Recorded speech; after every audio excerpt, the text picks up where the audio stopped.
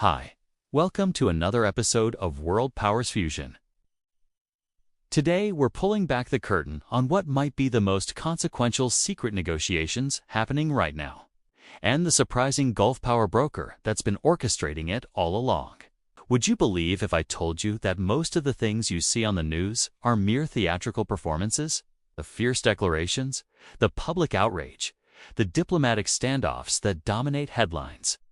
All while the real decisions are being made in rooms you'll never see, and by people whose names you'll never know. Yeah.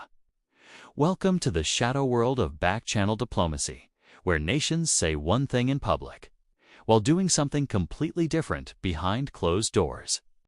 Before we dive in, if you're interested in geopolitics and how the world really works in modern times, make sure to subscribe, like, and hit the notification bell. That will go a long way in helping the channel grow. Thanks. Now, let's go. The public theater vs. the hidden reality. For the past several years, we've watched as relations between major global powers have deteriorated. Public statements grow increasingly hostile. Economic sanctions pile up. Military posturing intensifies. To the average observer, it looks like we're watching nations inch closer to conflict daily. But there's a paradox at play. Despite all this public animosity, somehow, inexplicably, certain deals still get done. Critical resources still flow. And in moments of true crisis, mysterious phone calls seem to diffuse situations just before they explode. Why? Because what we're seeing is often just the surface, the public performance designed for domestic audiences and international positioning. Beneath this theatrical layer exists a shadow network of communication channels where the real business of international relations takes place. This isn't new. During the Cuban Missile Crisis of 1962, while Kennedy and Khrushchev publicly threatened each other with nuclear annihilation, back channels through trusted intermediaries were working frantically to find a face-saving solution for both sides. The Camp David Accords, signed in 1978, between Egypt and Israel, were preceded by months of secret meetings. Likewise, Iran nuclear deals with the United States of America have been largely negotiated through back channels, before formal talks ever began. What is new is the emerging power broker that's become central to today's most sensitive negotiations: the unexpected mediator. When you think of international mediators, certain nations probably come to mind. Switzerland, perhaps, Norway, Canada, but one Gulf nation has quietly positioned itself as the essential bridge between competing powers and hostile actors. I'm talking about Qatar. This tiny peninsula jutting into the Persian Gulf, smaller than Connecticut, with fewer citizens than most major cities, has somehow become the diplomatic linchpin in some of the world's most intractable conflicts. How did this happen, and why Qatar? The answer reveals something profound about how modern global power actually works: the perfect diplomatic storm. Qatar's emergence as a diplomatic superpower didn't happen by accident. It's the result of a perfect storm of geographical, political, economic, and strategic factors. Let's take those one after another. Geographical factor. Qatar shares its only land border with Saudi Arabia and sits just across the Gulf from Iran, positioning it literally between Sunni and Shia powers in the region. Diplomatic relationships. Qatar has cultivated what diplomats call strategic ambiguity, maintaining working relationships with virtually every other country. They host the largest U.S. military base in the Middle East, while maintaining cordial ties with Iran. They have relations with Israel while supporting Hamas. They welcome Taliban representatives while working with the Afghan government. All of these instances involving two entities at daggers with each other. Economic factor. Qatar's vast natural gas reserves have made it the richest country per capita in the world. This wealth buys influence, and more importantly, it buys independence. Qatar doesn't need to align exclusively with any bloc to ensure its security or prosperity. Vision. Under the leadership of figures like former Emir Hamad bin Khalifa Al Thani and former Prime Minister Hamad bin Jassim, Qatar developed an explicit strategy to make itself indispensable through mediation. So far, the Gold Nation has mastered the art of being a reliable middleman. While it sees itself as no one's top ally, it is trusted enough by all sides to serve as an effective intermediary. The shadows behind current headlines. Let's start with a case you might already be familiar with. You may recall seeing Taliban representatives and U.S. officials signing the Doha Agreement in 2020, which paved the way for America's withdrawal from Afghanistan. Qatar hosted those negotiations for years, engaging in shuttle diplomacy between parties that refused to sit in the same room. Or perhaps you recall dramatic prisoner swaps. Russia releasing Brittany Griner. Iran releasing detained Americans. Hamas and Israel exchanging hostages. Behind almost all of these exchanges, Qatari mediation played a crucial role. These are the public successes, the times when back channels eventually led to front-page news. But they represent just the tip of the iceberg. What's happening right now is far more significant, according to multiple sources with direct knowledge of these negotiations. Qatar is currently facilitating high-stakes talks between adversaries that would shock most observers, and that includes the ongoing Iran and Israel crisis. Let's consider, for instance, the ongoing tensions between the United States and China. While official relations remain strained over issues from Taiwan to technology, Qatari diplomatic compounds have reportedly hosted at least undisclosed meetings between senior representatives from both countries in the past year alone. These aren't just exploratory conversations. According to one source directly involved in the talks, they've covered concrete agreements on preventing military miscalculations in the South China Sea and establishing emergency communication protocols that bypass normal diplomatic channels. Meanwhile, in the Middle East, where public rhetoric remains heated, Qatar has been hosting an entirely different level of conversation. While we can't name specific officials, multiple diplomatic sources have confirmed that representatives from Saudi Arabia and Iran have been meeting regularly in Doha to discuss everything from maritime security to religious pilgrimages. One Western intelligence official with knowledge of these talks described them as startlingly practical, focused less on grand strategic issues and more on concrete mechanisms to prevent unintended escalation. Perhaps most surprisingly, Qatar has emerged as a critical intermediary in global energy diplomacy. As Europe has sought to reduce dependence on Russian natural gas, Qatar has not only increased its own exports to Europe, but has facilitated complex multilateral arrangements involving the US, Australia, and Middle Eastern producers. The methods, but how do these back channels actually function? What happens in these rooms that we never see? Based on accounts from diplomatic sources familiar with Qatar's mediation efforts, the process typically begins with what's called proximity talks, where negotiating parties are literally in rooms near each other, but not together, with Qatari intermediaries shuttling between them. These meetings typically happen in private wings of certain palaces or government compounds, completely sealed off from the outside world. Mobile phones and social media are prohibited. There are no cameras. Note-taking is often restricted. There are no public statements. The most sensitive conversations happen without formal records, allowing all parties complete deniability. A former diplomat who'd participated in several such sessions likened the condition in the negotiation room to being in a sensory deprivation chamber, but for international relations. These channels often begin with simple confidence-building measures, small agreements on non-controversial issues that establish a pattern of trust, things both sides can claim victory on. One diplomatic source described how a channel between hostile Middle Eastern powers began with an agreement on coordinating religious pilgrimages before gradually expanding to include security matters. A crucial aspect of these negotiations is what diplomats call strategic ambiguity, deliberately imprecise language that allows each side to interpret an agreement differently for their domestic audience. Why Qatar? The strategic calculation. But the method still doesn't fully explain why Qatar has become so central to these processes. After all, other nations have tried to position themselves as neutral mediators. What makes Qatar different? The answer lies in a unique combination of capabilities that no other potential mediator possesses. Viz. 1. Credibility.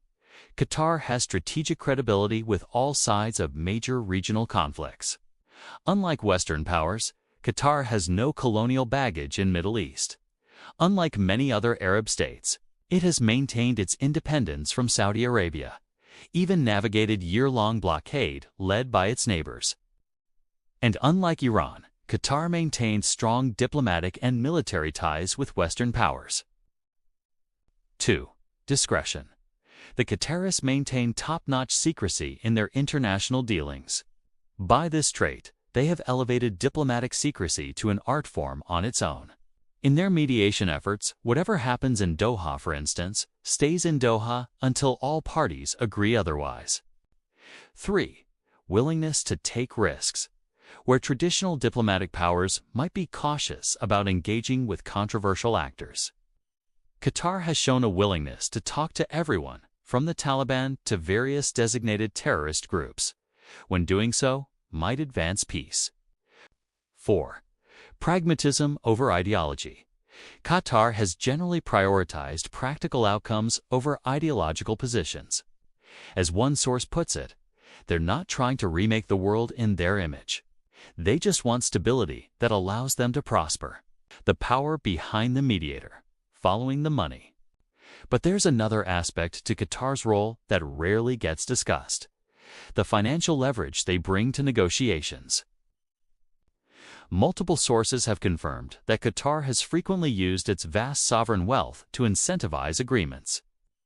This isn't just about bribing officials, though corruption certainly exists in international relations. It's about making massive investments in countries at strategic moments to influence outcomes. Analysis of Qatar Investment Authority activities shows an unmistakable pattern. Major investments often coincide with diplomatic breakthroughs. For example, after Qatar helped broker ceasefire talks in a conflict in Pakistan, it announced a $3 billion investment package into the region shortly afterward. Similarly, when Qatar mediated between opposing factions in Sudan's Darfur region, it followed up by pledging over $500 million in reconstruction funds that benefited both the government and rebel-held areas. A more recent case involves President Trump's Middle East tour in mid-May 2025, which followed U.S.-China tariff tensions. During this trip, Saudi Arabia announced a $600 billion investment in the U.S., with plans to potentially reach $1 trillion over 4 years. Qatar struck deals totaling approximately $1.2 trillion, including a major Doha order and a Raytheon defense agreement. And the UAE committed to a $1.4 trillion 10-year investment framework in the U.S. covering AI, semiconductors, energy, and manufacturing. I'll make a detailed analysis of these tours in a subsequent video. So subscribe to this channel if you're yet to, and turn on the notification so you'll be notified once it drops. This wave of Gulf state investment pledges, especially in the wake of U.S.-China tariff deal talks, illustrates a new form of financial diplomacy. It gives Qatar, alongside its neighbors, leverage that traditional mediators like Norway or Switzerland simply cannot match. But Qatar's emergence as a diplomatic superpower isn't without controversy or criticism. Some observers argue that Qatar's involvement actually prolongs conflicts by allowing adversaries to appear engaged in peace processes while continuing hostilities. Others point to Qatar's own human rights record and question whether a nation with restricted domestic freedom can credibly promote international cooperation. Then there's the question of motivation. Critics argue that Qatar's mediation efforts aren't altruistic, but designed to make itself indispensable to major powers, ensuring its own security in a volatile region. For this set of critics, their view is summed in the statement of an anonymous Middle East political analyst when he said that Qatar is playing a sophisticated game of survival. By making themselves useful to everyone, they ensure that no one can afford to see them fail. Yet other critics question whether Qatar's model of back-channel diplomacy, while sometimes effective in crisis management, actually addresses root causes of conflicts or merely creates temporary off-ramps from escalation.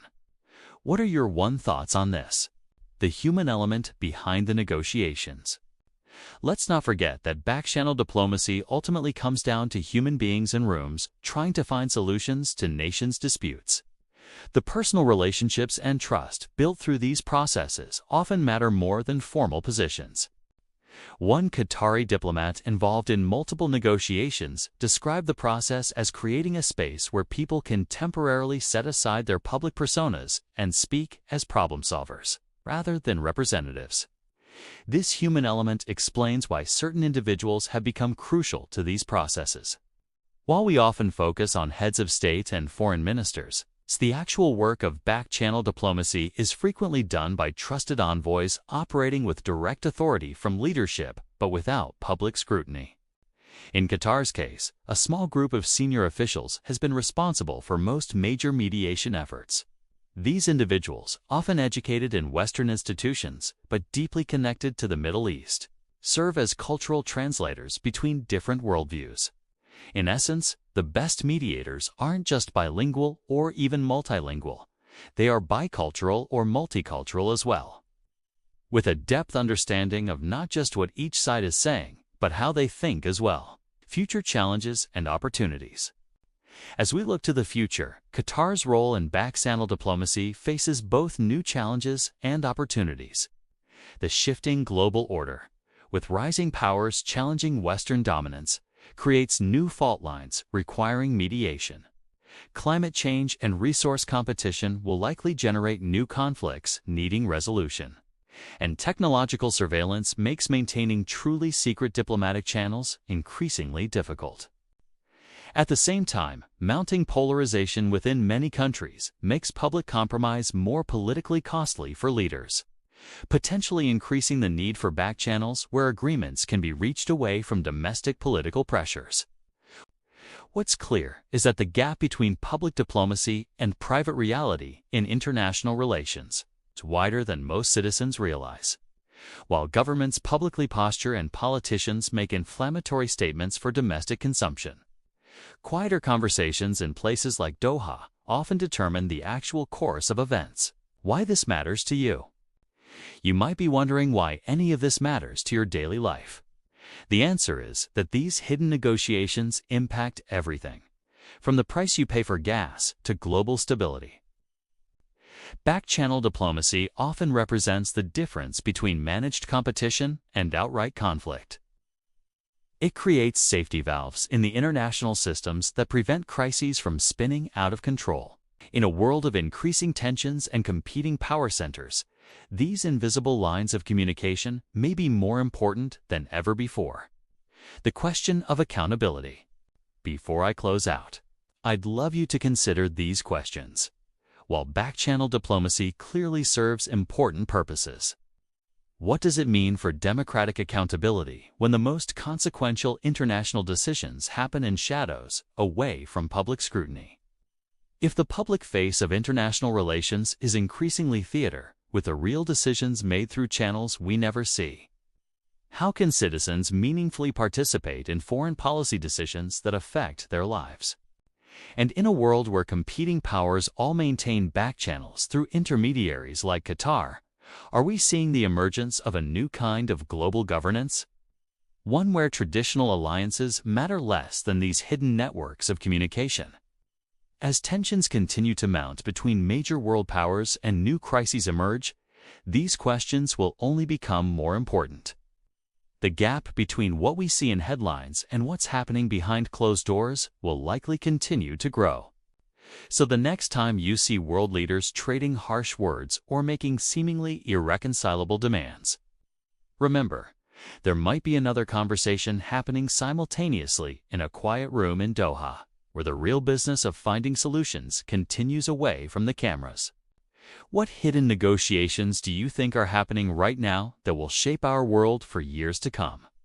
Are these shadow channels strengthening or undermining the international order they claim to preserve? And do you think back-channel diplomacy is necessary for international stability, or should diplomatic processes be more transparent? Let me know your thoughts in the comments below. Thank you for staying with me on this exploration of the secret back channels of international negotiations. If you found this valuable, do well to hit that like button and subscribe for more explorations of global political issues. I'll see you in then's video.